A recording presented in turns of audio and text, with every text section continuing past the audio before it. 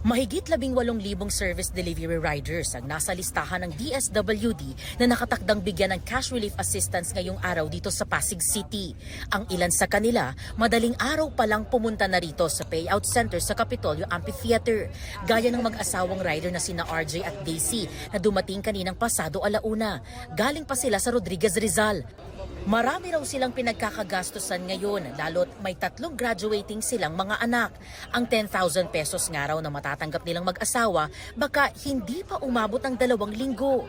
Isang grade 6, isang high school, tsaka isang senior high. Kung sakali man na medyo tumagal pa yung pagtaas ng gasolina, sana masundan po ulit yung sa panibagong ayuda. Malaking tulong po talaga para sa amin to, lalo na sa ilang rides lang po namin, ang laki na nagagastos namin sa gasolina.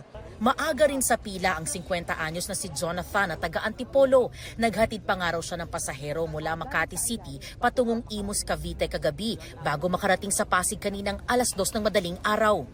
Dumiretso na po ako dito kasi baka abutan ako ng dagsa ng tao at ako'y abutan ng siyam-siyam. Walang tulog, yung hapunan ko ngayon, tsaka almusal, mag-isa na lang para lang makapunta ng maaga.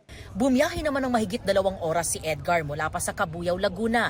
Dito raw siya naka-assign sa Pasig para makuha ang 5,000 pisong ayuda. Dati 800, ngayon 500 na lang. Sapat po ba yung 500 pesos? Hindi pa kasi may maintenance pa kami ng motor. Tapos baon pa ng mga bata.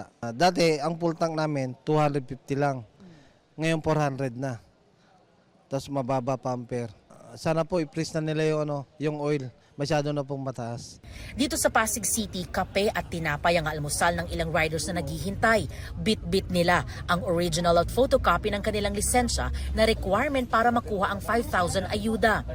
Ayon sa DSWD at LTFRB, hanggang bukas at sa March 30 ang bigayan ng tulong pinansyal para sa mga delivery service riders.